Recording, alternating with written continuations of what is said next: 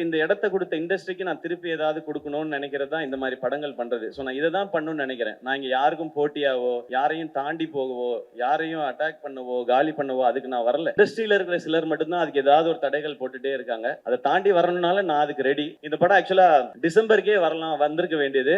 சிவா அந்த படம் வருது, இந்த படம் வருது, நம்ம அது 27க்கு போயிடுவோம். அவர் வேற அப்புறமா போயிடுவோம் அப்படின்னாரு. நான் 27 டேட் போடுறேன்.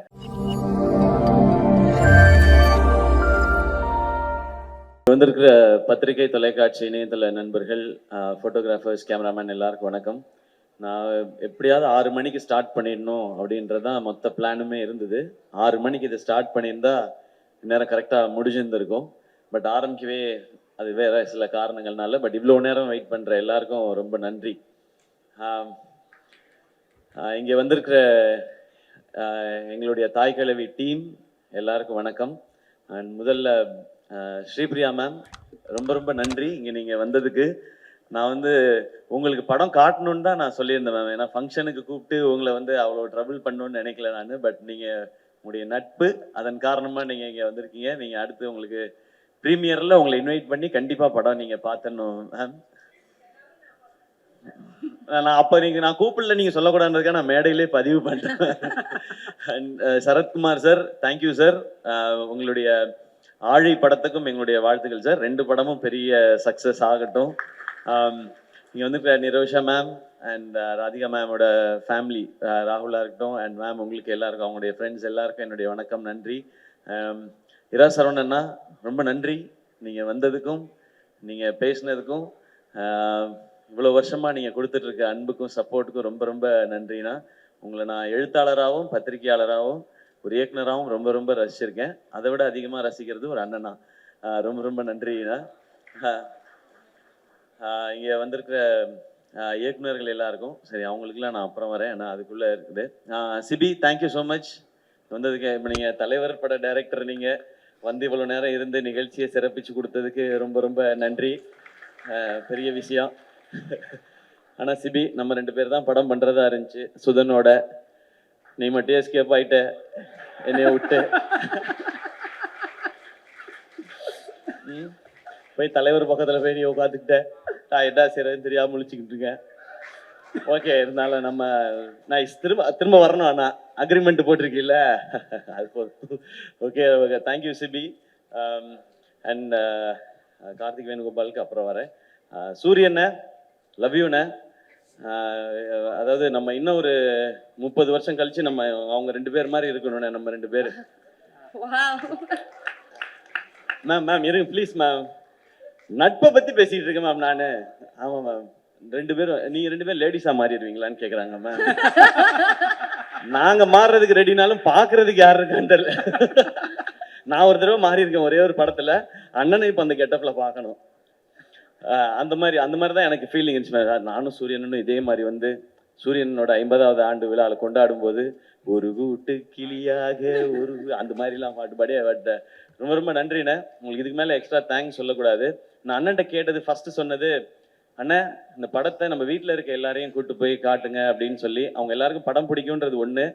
அந்த குடும்பம் மதுரையில் ஒரு தேட்டருக்கு போச்சுன்னா அந்த ஷோ ஃபுல்லாகிடும் நமக்கு. அன்னைக்கு மதுரையில் எக்ஸ்ட்ரா கலெக்ஷன் வரும்ன்ற ஒரு காரணம் தான். தேங்க்யூண்ணே.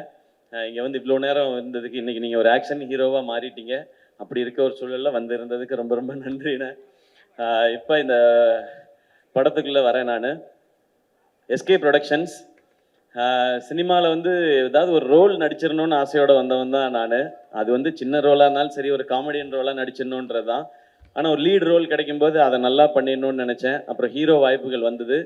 மக்கள் எல்லாம் கைத்தட்டி சக்ஸஸ்ஃபுல் ஹீரோன்னு அப்படின்னு சொன்னதுக்கப்புறம் நான் நல்லா இருக்கேன், ஃபேமிலி நல்லா இருக்கு, எல்லாமே ஓகே.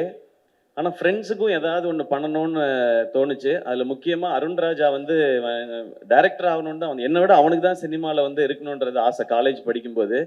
ஆனால் அவன் இன்னும் ஆகலையே. அப்போ நம்ம இது இல்லை சக்ஸஸ் அப்படின்னு தோணிக்கிட்டே இருந்துச்சு. அப்போ அவனை கூப்பிட்டு, நீ ஒரு கதை எழுதுறா, நம்ம படம் ப்ரொடியூஸ் பண்ணுவோன்னு அவன் சொன்ன மாதிரி அருண்ராஜாக்காக ஆரம்பிக்கப்பட்டது தான் இந்த எஸ்கே ப்ரொடக்ஷன்ஸ், என் நண்பனுக்காக. ஏன்னா நான் அந்த கனா ஃபங்க்ஷனில் சொல்லியிருந்தேன், மக்கள் நீங்கள் எல்லாரும் சேர்ந்து எனக்கு ஒரு மேடை கொடுத்துருக்கீங்க. அதில் எனக்கு கிடைச்ச அந்த பணத்தின் மூலமாக அந்த மேடையை கொஞ்சம் எக்ஸ்ட்ரா போட்டு அதில் கொஞ்சம் ஆட்களை சேர்த்துக்கணும்னு நினைக்கிறேன், அதுக்காக தான் இந்த படம் பண்ணதுன்னு. அந்த படமும் டைட்டிலே கனவோட திருச்சியிலேருந்து கிளம்பி வந்தவங்க நான் அருண்ராஜா எல்லாருமே. ஸோ அப்படி ஆரம்பிச்சது முதல் படமே. அதாவது பெண்கள்லாம் பாவம், அதனால அவங்கள வச்சு ஒரு படம் எடுக்கணும் அப்படி கிடையாது. பெண்கள் ரொம்ப ரொம்ப பவர்ஃபுல், அதை சொல்றதுக்காக தான் நாங்கள் படம் எடுக்க ஆரம்பித்தோம். அதுதான் கனால நாங்கள் ஆரம்பித்தது. ஸோ கனால அது நடந்து வேர்ல்டில் ஃபஸ்ட் டைம் விமென்ஸ் கிரிக்கெட்டை பேஸ் பண்ணி எடுக்கப்பட்ட படம் கனா. அதில் அருண்ராஜா வந்து டைரக்டராக அறிமுகமானார். அதுக்கு அடுத்து ஏன்னா காசு சம்பாதிக்கணும் அப்படின்னா, நான் ஒரு படம் பண்ணுற நேரத்தில் பேரலாக இன்னொரு படம் ஷூட்டிங் போனேன்னா நிறைய காசு கொடுப்பாங்க. மக்கள் அப்படி ஒரு இடத்தையும் ஆசீர்வாதத்தையும் கொடுத்துருக்கீங்க. அப்போ இந்த ப்ரொடக்ஷன் பண்ணுறதுக்கும் படம் பண்ணுறதுக்கும் ஒரு பர்பஸ் இருக்கணும். அப்போ அடுத்து என்ன பண்ணலான்னு போது யூடியூபர்ஸ் எல்லாருமே வந்து சினிமா கனவோட நிறைய பேர் வந்தாங்க. சினிமா வாய்ப்புகள் கிடைக்காம யூடியூப் மூலமாக நம்மளுடைய ஃபேஸை நம்ம அடையாளப்படுத்திக்கலாம், இல்லை ரைட்டிங் அடையாளப்படுத்திக்கலாம். அதன் மூலமாக இப்போ நான் டெலிவிஷன்லேருந்து வந்த மாதிரி யூடியூப்லேருந்து வரதுக்கு நிறைய பேர் இருந்தாங்க. அப்போ ஒரு டீமை பார்த்தேன், நெஞ்சமுண்டு நேர்மை உண்டு ஓடுராஜான்னு ஒரு படம் எடுத்தோம். கார்த்திக் வேணுகோபால் அவர் வந்து அந்த படத்தில் ரியோவை அதில் வந்து ஹீரோவாக இன்ட்ரடியூஸ் பண்ணோம். அவரும் அதில் வந்து பண்ணார். அதான் யூடியூபர்ஸ்லாம் சேர்ந்து தமிழில் பண்ண ஃபஸ்ட்டு ஃபீச்சர் ஃபிலிம். ஸோ அதுக்கப்புறம் நாங்கள் வாழ் பண்ணோம், அப்புறம் டாக்டர் பண்ணோம், டான் பண்ணோம், குரங்கு பெடல்னு ஒரு ஃபிலிமை ப்ரெசென்ட் பண்ணோம். அந்த படம் இப்பயும் தமிழ்நாட்டில் நிறைய பள்ளிக்கூடங்களில் ஸ்க்ரீன் பண்ணிக்கிட்டே இருக்காங்க. அதெல்லாம் கலெக்ஷனில் வராது, ஆனால் அது எல்லாமே பசங்களுக்கு போய் ரீச் ஆகிட்டே இருக்குது. அதெல்லாம் எங்களுக்கு எங்கேயோ பிளெஸ்ஸிங்காக வந்துட்டு இருக்குன்னு நான் நம்புகிறேன். அதுக்கடுத்து கொட்டுக்காளி பண்ணோம். கொட்டுக்காளியும் ஒரு விமன் எவ்வளோ ஸ்ட்ராங், எவ்வளோ பவர்ஃபுல்னு சொல்கிற ஒரு படம் தான். அது மெயின் ஸ்ட்ரீமாக கமர்ஷியல் ஆஸ்பெக்டில் பண்ணல அதை. ஆனால் இப்படி ஒரு கதையை ஏன் நம்ம இங்கே சொல்லி பார்க்கக்கூடாதுன்னு PS வினோத்ராஜ்ன்ற ஒரு டேலண்ட்டை செலிப்ரேட் பண்ணுறதுக்காக பண்ணப்பட்ட படம் தான். இதையே தேட்டரில் ரிலீஸ் பண்ணணும்லாம் கேட்டாங்க. ஏன் தேட்டரில் ரிலீஸ் பண்ணக்கூடாது, இந்த மாதிரி படத்தை ஆடியன்ஸ் ஒரு தடவை முயற்சி பண்ணிட்டோம். நான் டீம்கிட்ட சொன்னது அதான், இந்த படத்துக்கு 2 ரியாக்ஷன் தான் இருக்கும். ஒன்று எக்ஸ்ட்ரீமாக பாராட்டுவாங்க, இல்லைன்னா எக்ஸ்ட்ரீமாக திட்டுவாங்க, எங்களுக்கு ரொம்ப ஸ்லோவாக இருக்குது புரியல. ஆனால் இது ப்ராக்டிஸ் ஆரம்பிக்கும், இதில் நடித்த எல்லாரும் வெளியில் தெரிய ஆரம்பிப்பாங்க. நான் கொட்டுக்காளியோட சக்ஸஸை நேற்றும் இன்னைக்கும் நான் ஃபீல் பண்ணிட்டேன். ஏன்னா அங்கே ஃபிலிம்ஃபேர் அவார்டுக்கு போயிருக்கும்போது மொத்தம் 8 அவார்டு அமரனுக்கு கிடச்சிது, 2 அவார்டு கொட்டுக்காளிக்கு கிடச்சிது. அதில் ஒன்று பெஸ்ட்டு டைரக்டருக்கானது, இன்னொன்று பெஸ்ட்டு ஆக்ட்ரஸ்க்கானது. பெஸ்ட் ஆக்டரில் சூரியனும் நானும் நாமினேஷனில் இருந்தோம். நான் ஜெயிச்சிட்டேனே, தேங்க்யூண்ணே. அங்கே நான் அது உணர்ந்தேன். 2வது முறையாக அந்த கொட்டுக்காளியோட சக்ஸஸை உணர்ந்தது தங்கச்சி இங்கே பேசும்போது. எங்களெல்லாம் யாருக்காவது தெரியுமான்னு நான் நினச்சிக்கிட்டே இருந்தேன். எங்களை எல்லாருக்கும் தெரியுது, அது காரணம் கொட்டுக்காளின்னு சொன்னாங்க. இந்த ஒரு காரணத்துக்காக தான் இங்கே படம் எடுக்கப்படுது.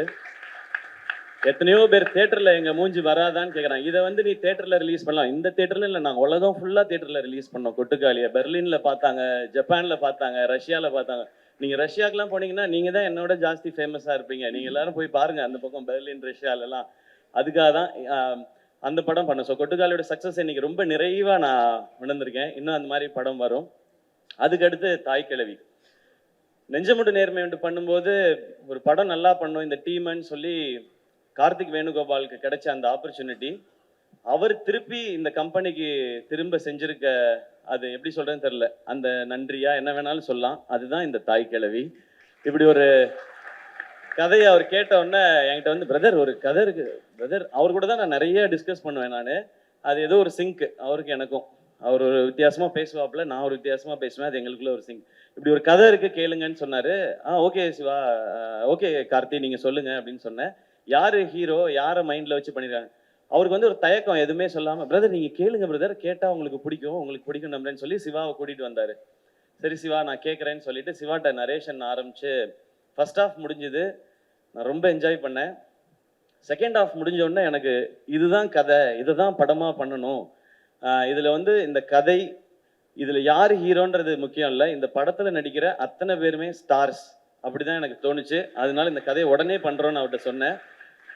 சொல்லி முடிச்சுட்டு சிவாட்ட, சிவா நம்ம பண்ணுறோம் எல்லாம் சொல்லிட்டு சைன்லாம் பண்ணிவிட்டு நான் கலைகிட்ட சொன்னதை தான், சிவா நம்ம இது வரைக்கும் நம்ம கம்பெனியில் யாரையுமே 2 ஃபிலிம்னு சைன் பண்ணதே இல்லை, சிவாவை 2 ஃபிலிமுக்கு சைன் பண்ணுவோம் நம்ம.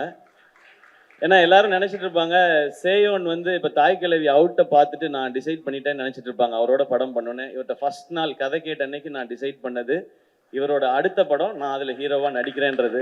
அதை நான் வந்து சிவாட்ட ரொம்ப லேட்டர் ஸ்டேஜில் தான் சொன்னேன். நான் கலைகிட்ட சொல்லிட்டேன், இப்படி ஒரு ரூரல் ஸ்கிரிப்ட் இதுதான் எனக்கு ரொம்ப பிடிக்கும். ஏன்னா என் ஊருக்கு போன மாதிரி, எங்கள் அம்மாச்சி ஊருக்கு போன மாதிரி, பிரான்மலைக்கு போன மாதிரி ஒரு உணர்வை எனக்கு கொடுத்தாரு சிவா. இது ஆடியன்ஸுக்கு கொடுக்கணும், இது இந்த படம் சிறப்பாக வரும், அதே மாதிரி நம்ம ஒரு படம் ஹீரோவாக நடிக்கிறோன்றது தான். ஸோ சிவா, உங்களுடைய நரேஷன், உங்களுடைய ரைட்டிங், இதெல்லாம் தாண்டி எனக்கு பிடிச்சது உங்ககிட்ட இருக்க அந்த ஜெனுவினிட்டி. அது ரொம்ப ரொம்ப கம்மி. அது ஒருவேளை நிறைய இருந்தால் கூட இந்த இண்டஸ்ட்ரியில் இருக்கிற எக்கோ சிஸ்டம் அதை குறைச்சிக்கிட்டே தான் வரும் அது. ஆனால் அது உங்களுக்கு நடக்க விடாமல் பார்த்துக்க வேண்டியதான் என் பொறுப்புன்னு நான் நினைக்கிறேன். அதை நான் பார்த்துக்குவேன். அந்த ஜெனுவினிட்டி இந்த ஸ்கிரிப்டில் இருந்தது தான் எனக்கு இவ்வளோ பேரும் புகழ்றதுக்கு காரணம். இது வந்து இந்த கேரக்டர் ஜாஸ்தி சொல்லணும், இந்த கேரக்டர் இறக்கி சொல்லணும் அப்படிலாம் இல்லாமல் மொத்த கேரக்டர்ஸும் ஒரு ஃபேமிலி மாதிரி எடுத்துகிட்டு போய் மொத்தமாக எழுதியிருக்காங்கல்ல. உலகநாயகன் கமல் சார் படம் பார்த்துட்டு சிவாட்ட சொன்னது வந்து, இந்த படத்தில் நிறைய நட்சத்திரங்களை நீங்கள் உருவாக்கியிருக்கீங்க அப்படின்னு சொன்னார். இது இங்கே இருக்கிற எல்லாருக்குமே சேரும். அது அந்த ஜெனுவினிட்டி தான் இந்த ஸ்கிரிப்டை பண்ணணும்னு தோணுது. அந்த ஜெனுவினிட்டி தான் உங்களோட பயணிக்கணும்னு தோணுது. நீங்கள் எடுத்தது தான். எனக்கு இப்படி டெக்னீஷியன்ஸ் வேணும்னாரு, ஓகே. காஸ்டிங் மட்டும் அவர் ஒரு காஸ்டிங் கொண்டு வந்திருந்தாரு. இல்லை இது வந்து நம்ம இப்படி பண்ணலாம், அப்போ தான் இன்னும் வைடராக ரீச் ஆகும் அப்படிங்கிறத வச்சு பண்ணது. அப்புறம் ஃபைனலாக யார் இந்த ரோலை பண்ண போகிறாங்கன்னா ராதிகா மேம் அப்படின்னு சொன்னார். நான் ஏற்கனவே பேசியிருக்கேன், ஆனால் இந்த மேக்கப் அதெல்லாம் கொஞ்சம் இருக்கும்போது, மேம் இது இந்த படம் பார்த்த எல்லாரும் நாங்கள் சொல்கிறோம், பட் இந்த படம் பார்த்த இதுக்கப்புறம் மக்கள் எல்லாரும் சொல்லுவாங்க, உங்களை தவிர இதை பண்ணுறதுக்கு எனக்கு தெரிஞ்சு இந்தியாவில் ஆள் கிடையாது மேம் இந்த ரோலை பண்ணுறதுக்கு. இதை நாங்கள் வந்து ஒரு சினிமா எக்ஸ்பீரியன்ஸ்லேயோ ஹீரோலையோலாம் சொல்ல மேம், ஒரு ரசிகனாக சொல்லிக்கிட்டு இருக்கேன் மேம்.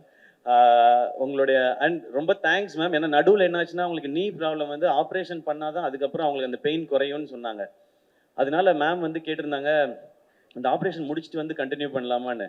பட் நடிச்சிட்டு இருக்க எல்லாருமே, எல்லா ஆர்டிஸ்ட்டுமே பயங்கர பிஸியான ஆர்டிஸ்ட். நீங்கள் அவங்க டேட்டை இப்போ 10 நாள் விட்டிங்கன்னா திரும்ப எல்லாரையும் அசம்பிள் பண்ணுறது ரொம்ப கஷ்டம்.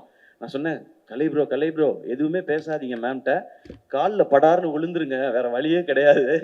இதை மிஸ் பண்ணுன்னா நமக்கு கிடைக்காது, நீங்கள் மேம்கிட்ட போய் சொல்லலாம். அப்புறம் மேம்கிட்ட எக்ஸ்பிளைன் ஒன்று புரிஞ்சுக்கிட்டாங்க. மேம் நீங்கள் நடக்கிற மாதிரி இருக்க போர்ஷன் மட்டும் அப்புறமா எடுத்துக்கிறோம், அதில் நீங்கள் மட்டும்தான் இருக்கீங்க, மற்றதெல்லாம் எல்லாரோடையும் எடுத்து முடிச்சிடறோம்னு சொல்லி ஒரே ஸ்கெடியூலில் எடுத்து முடித்தோம். அப்படி பண்ணாதான் இது பண்ண முடியும். ஏன்னா இன்னைக்கு நம்ம இந்த பக்கம் உட்காந்து படம் நல்லா வந்திருக்குன்றதுக்கு அப்புறம் நம்ம இதை பண்ணிட்டு இருக்கோம். ஆனால் அந்த கேல்குலேஷனுக்கு அது கரெக்டாக வந்து சேரணும், அந்த டேஸ்க்குள்ளே முடிக்கணுன்ற நிறையா ப்ரெஷர் இருந்தது. பட் உங்களுடைய சப்போர்ட் அண்ட் எல்லாருடைய சப்போர்ட்லேயும் சிவா வந்து என்ன டேட்டில் படம் முடிக்கிறேன்னு சொன்னாரோ அந்த டேட்டில் படத்தை முடித்தார். அதுக்கு காரணமாக இருந்த சிவகுமார் முருகேசன் அவரும் அவருடைய டீம் எல்லாருக்கும், அவங்களுடைய அசிஸ்டன்ட் டைரக்டர்ஸ் எல்லாருக்கும் வாழ்த்துக்கள். அதே மாதிரி ப்ரொடக்ஷன் டிசைனர் அவருடைய டீமுக்கு எல்லாருக்கும் நன்றி, வாழ்த்துக்கள். அண்ட் கேமராமேனோட டீம் எல்லாருக்கும் வாழ்த்துக்கள். ஏன்னா நீங்கள் எல்லாரும் டே நைட் எப்படி வேலை பார்த்தீங்கன்றது தெரியும், அதனால தான் இது சாத்தியமாச்சு. சிவகுமாரோட அப்பா அம்மா இங்கே இருக்கீங்க, இங்கே எல்லாரும் உங்களுடைய பையனை வந்து நிறையவே அப்ரிஷியேட் பண்ணுறாங்க அவருடைய திறமைக்காக. பட் அவர் ரொம்ப நல்ல பையனை நீங்கள் வளர்த்துருக்கீங்க, அதுக்காக அது உங்கள்கிட்ட நான் சொல்லணும்னு நினைக்கிறேன். அவர் கம்மியாக தான் பேசுகிறாரு, ஆனால் அவரை பற்றி எல்லாரும் நிறைய பேசுகிறாங்க. அதுதான் அவர் பண்ணியிருக்க அச்சீவ்மெண்ட்டுன்னு நினைக்கிறேன். இன்னும் அடுத்த இது இருக்குது, சேயோன்னு இருக்குது, அதில் நீங்கள் ரொம்ப சூப்பராக சொன்னீங்க. நீங்கள் ஒரு மூட்டையே கொடுத்துருக்கீங்க, நான் விளைச்சல் எடுப்பேன் அப்படின்னு சொல்லியிருக்கீங்க. இந்த சேயோன் படம் கூட ஆர்கேஎஃப்ஐல வந்து அவர் படத்தை பார்த்துட்டு, தாய் கிழவி பார்த்துட்டு கமிட் ஆன படம் இல்லை அது.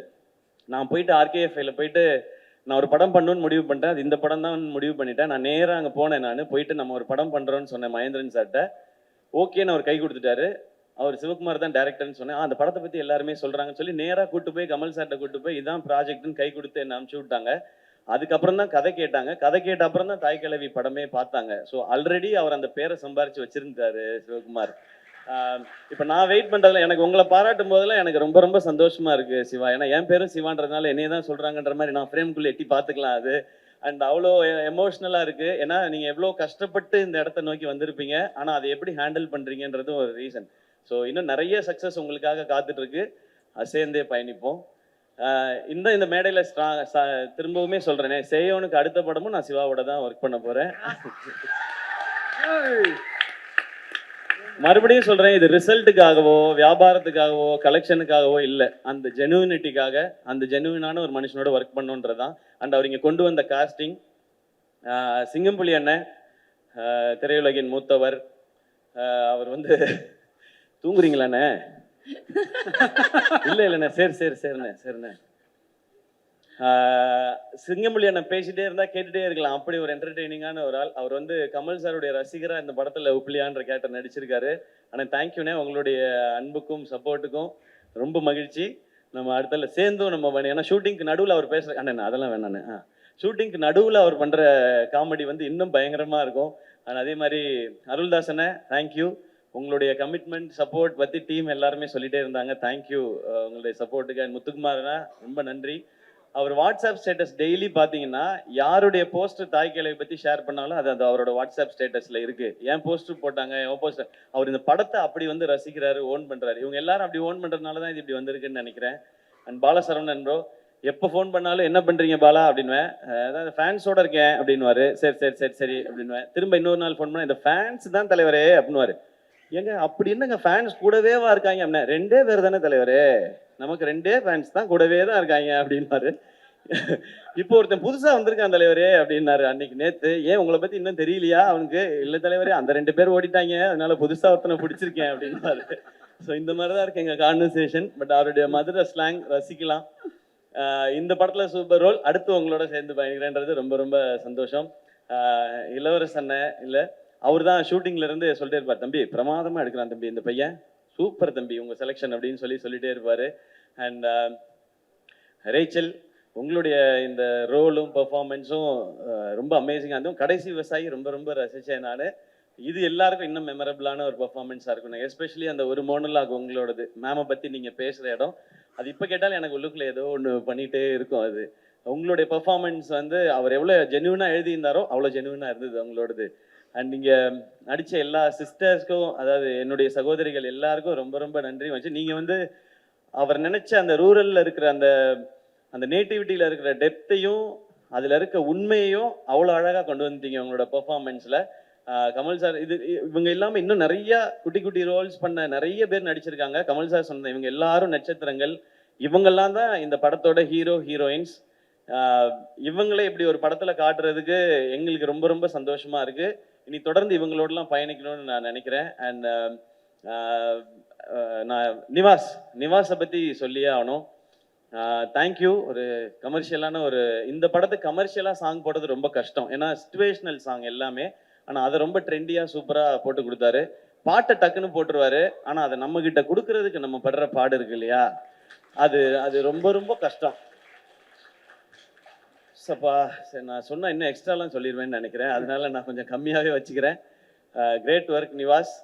நெக்ஸ்ட் டைம் நம்ம சேர்ந்து பண்ணும்போது பாட்டை மட்டும் கொஞ்சம் சீக்கிரம் கொடுத்துறியா? ஆனால் சுதன் படிச்சு சொன்னாப்புல, நீங்கள் நிவாஸ் பிரசன்னா பற்றி உங்களுக்கு தெரியல. உங்களுக்கு என்ன தெரியும் நிவாஸ் பிரசன்னா பற்றி சுதன்? எனக்கு தெரியும், நான் வந்து சின்ன வயசுலேருந்து அவனை பார்த்துருக்கேன். பாட்டை எப்படி கொடுக்குறாரு பாருன்ட்டு நான் வந்து பாட்டெல்லாம் கம்போஸ் ஆயிடுச்சு தெரியுமா சுதன் அப்படின்னுவேன். கம்போஸ் ஆயிடுச்சு உங்கள் கைக்கு வந்துச்சா அப்படின்னு அப்படின்னு அவர் சுதனோட நான் சேலஞ்ச் பண்ணி தான் நான் நிவாஸோட ஒர்க் பண்ணேன். But BGM extraordinary Nivas. Thank you so much. And டூனி ஜானுக்கு நம்மளுடைய ஆஃபீஸில் ஒரு ரசிகர் படையே இருக்குது. அவர் தான் நமக்கு வருத்தப்பட வாலிபர் சங்கம், மான் கராத்தே, ரஜினி முருகன், அப்புறம் டான், அப்புறம் இப்போது தாய் கிழவி, சேயோன்னு சொல்லி எங்களோட அந்த ஜேர்னி ஃபுல்லாகவே அது ரொம்ப சக்ஸஸ்ஃபுல் ஜேர்னியாகவே இருந்திருக்கு. தேங்க்யூ இந்த படத்தில் நீங்கள் பண்ண போஸ்டர்ஸ்க்கு. ஏன்னா நீங்கள் ஒரு ஃபோட்டோ ஷூட் பண்ணி ஒரு கேம்பெயின் ஸ்டார்ட் பண்ணீங்க, அது நிறைய பேர் அப்ரிஷியேட் பண்ணுறாங்க, சூப்பராக இருக்குன்னு சொல்லி. இப்படி ஒவ்வொருத்தரும் ப்ளீஸ் நீங்கள் உட்காருங்க, இப்படி ஒவ்வொருத்தரும் அவங்களுடைய பெஸ்ட்டை கொடுக்கணும்னு இந்த படத்துக்கு நினைக்கிறாங்க.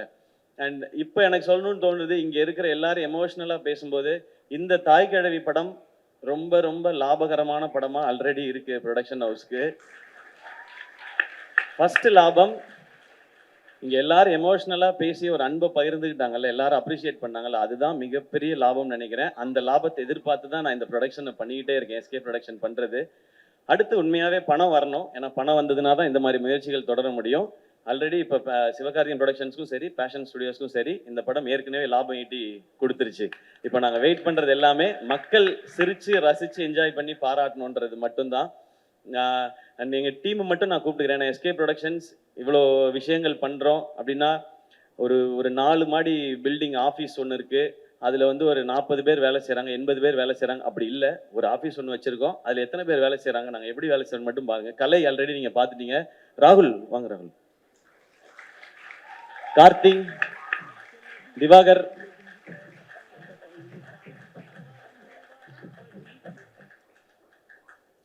கலை ப்ரோ நீங்களும் வந்துருங்க. இவ்வளவுதான் எங்க டீம், நாங்க தான் வேலை செஞ்சிருக்கோம். இவ்வளவுதான். அவங்கவுங்களோட ரோல் ரொம்ப கிளியர். நான் எனக்கு கதை கிரியேட்டிவ் அந்த ஏரியா ஃபுல்லா அது நம்மளோடது. நானும் டைரக்ஷன் மட்டும்தான். எனக்கு எனக்கு என் படத்துல நான் நடிக்கிற படத்துல ஒர்க் பண்றதை விட எனக்கு வந்து அந்த திருப்தியும் ஆத்ம திருப்தியும் சாட்டிஸ்ஃபேக்ஷனும் கிடைக்கிறது இங்க ப்ரொடக்ஷன்ல தான். ஏன்னா நம்ம நினைக்கிற ஆசைப்படுற எல்லா விஷயங்களையும் 100% எந்த ஒரு காம்ப்ரமைஸும் இல்லாம பண்ணிட முடியுது.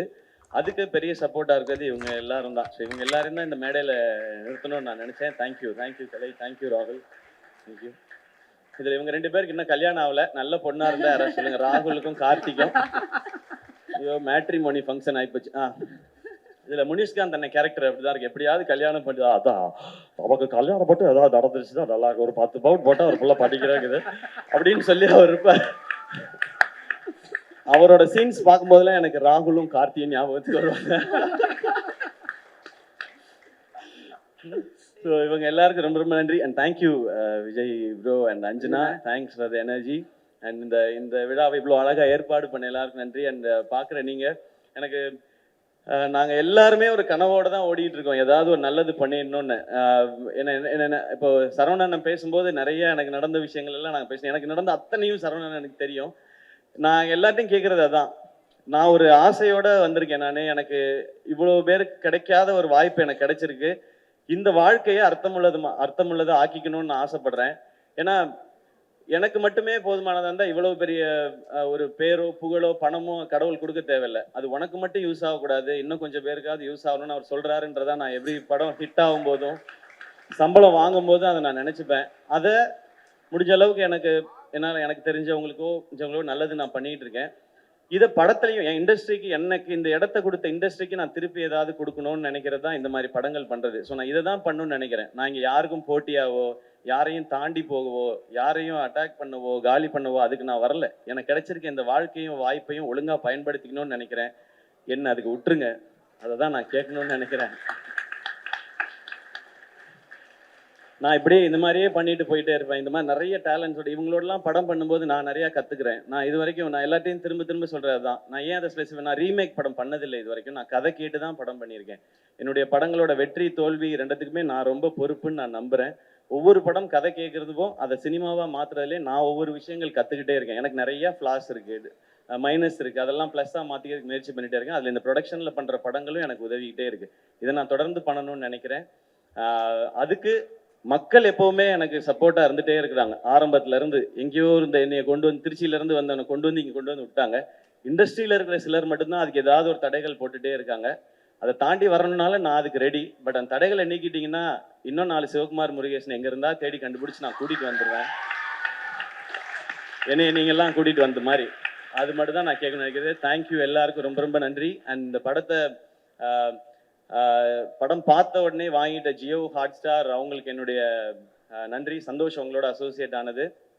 And Overseas distributors and other state distributors எல்லாருக்கும் நன்றி. அண்ட் குறிப்பாக ஏஜிஎஸ்க்கு ரொம்ப ரொம்ப சந்தோஷம். தேங்க்யூ. நீங்கள் இதை வந்து அசோசியேட், ஏன்னா ஃபர்ஸ்ட் வந்து நம்ம பேசிட்டு இல்லை வேற பேசியான்னு சொல்லியாச்சு. பட் அர்ச்சனா அவங்க வந்து இந்த படத்தை நான் பண்ணியே ஆகணும்னு ஒத்த காலில் நின்று அவங்க வந்து இது பண்ணி அதை விட என்ன சந்தோஷம் இருக்க முடியும். ஒரு கம்பெனி வந்து அவங்க ஒரு பெரிய ப்ரொடக்ஷன் ஹவுஸு. அவங்க என்ன இதில் வந்து அவங்க நிறைய காசு பார்க்கணுன்றதுக்காக இல்லை, இந்த மாதிரி ஒரு ப்ராடக்ட்ல நம்ம பேரும் அசோசியேட் ஆயிருக்கணும்னு நினைக்கிறாங்கன்றதே எங்களுக்கு ஒரு பெரிய சக்ஸஸாக தான் பார்த்தோம். தேங்க்யூ ஸோ மச் ஏஜிஎஸ் ஃபேமிலிக்கு. இன்னும் ஒரு கமிட்மெண்ட் பாக்கி இருந்துகிட்டே இருக்கு, அதுக்கு சீக்கிரம் வந்துடுறேன் நான். தேங்க்யூ ஒன்ஸ் அகைன் இந்த படத்தில் நடித்த எல்லாருக்கும். அண்ட் அருமையாக பேசினாங்க லிரிசிஸ்ட் 2 பேருமே. அவங்க 2 பேர் பயங்கர என்டர்டெய்னிங்காக இருந்துச்சு. தேங்க்யூ. உங்களோட வந்து தொடர்ந்து பயணிக்கணும்னு எனக்கு ஆசையாக இருக்குது. படத்தில் வினிஷ் கிரேட் ப்ரோ. அவர் வந்து கமல் சார் இதை பார்க்கணும் என்ன சொல்றாங்கன்னு பார்க்கணும்னு வெயிட் பண்ணிட்டே இருந்தாரு. கமல் சாரும் அவரும் இப்போ மேக்கப் பற்றி டிஸ்கஸ் பண்ணிக்க ஆரம்பிச்சிட்டாங்க. ஸோ உங்களோட ப்ரமோஷன் உங்களுக்கு கிடைச்சிருச்சு வினிஷ் படம் ரிலீஸ்க்கு முன்னாடியே. சான் Lokesh bro thank you for the trailer எல்லாமே. எல்லாருக்கும் ரொம்ப ரொம்ப ராஜவேல் பிரதர் ஹவுஸ்மேட்ஸ் அப்புறம் அண்ட் ராஜவேல் பிரதர் அவருடைய அடுத்த படம் எஸ்கே ப்ரொடக்ஷன்ஸில் தான் பண்ண போகிறாரு. அதையும் நான் இங்கே ரொம்ப சந்தோஷமாக சொல்லிக்கிறேன். இங்கே வந்திருந்த அத்தனை பேருக்கும் ரொம்ப ரொம்ப நன்றி. 27ஆம் தேதி தேட்டரில் போய் பாருங்கள். இது தேட்டரில் பார்த்து ஒரு கூட்டமாக எல்லாரோடய உட்காந்து பார்த்தீங்கன்னா ஒரு அமேசிங்கான செலிப்ரேஷனாக இருக்கும் இந்த படம். அதுக்கு நாங்கள் கேரண்டி. கான்ஃபிடென்ட்டாக நீங்கள் குழந்தை குட்டி எல்லாரையும் கூட்டு போய் பாருங்கள், உங்களுக்கு ரொம்ப ரொம்ப பிடிக்கும் இந்த படம். மீண்டும் ஒரு முறை எல்லாருக்கும் ரொம்ப ரொம்ப நன்றி. நான் யாரையும் மிஸ் பண்ணலன்னு நினைக்கிறேன். Sudhan, thank you so much. உங்களை வந்து சாரி. மேம் சொல்லிட்டே இருக்கேன் அப்போல்லாம், சுதன் ஃபோன் பண்ணா ஃபோன் எடுங்க. நான் ஃபோனே பண்றது இல்லை மேம், மெசேஜ் போட்டு விட்டுருவேன். அது 2 நாள் கழிச்சு எப்போ ரிப்ளை வருவேன்னு. ஃபோன் அடிச்சா ஃபோன் எடுங்கன்ற ரெக்வஸ்ட் மேம் வைக்கிறாங்க. சுதன், தேங்க்யூ. இந்த படம் ஆக்சுவலா டிசம்பருக்கே வந்திருக்க வேண்டியது. சுதன் தான் சொன்னார், இல்லை இது கரெக்டாக சோலோ ரிலீஸாக பண்ணும் சிவா, அந்த படம் வருது இந்த படம் வருதுன்னாரு. சுதன் ஜாலியாக பண்ணிடுவோம் சுதன் அப்படின்ட்டு தான் அப்புறம் டேட்டை மாற்றி போட்டோம். 20ஆம் தேதி திரும்ப வந்தார். 20ஆம் தேதி சிவா அந்த படம் வருது இந்த படம் வருது, நம்ம அது 27க்கு போயிடுவோம். அவர் வேற அப்புறமா போயிடுவோம் அப்படின்னாரு. நான் 27 டேட் போடுறேன். இது இப்படியே விட்டுக்கிட்டே இருந்தா இது அப்புறம் ரொம்ப உண்மையிலேயே எல்லாருக்கும் வயசாயிடும் இந்த படம் பார்க்கும்போது. இது நம்ம என்னைக்கு நடிச்சோம் அப்படின்னு சொல்லி நானே வயசாகி பார்க்குற மாதிரி ஆயிடக்கூடாது சுதன். அதனால இதை நம்ம 27 ரிலீஸ் பண்றோன்னு. ஸோ இந்த படம் தியேட்டர்ல பாருங்க, உங்க எல்லாருக்கும் பிடிக்கும். Love you all. தேங்க்யூ.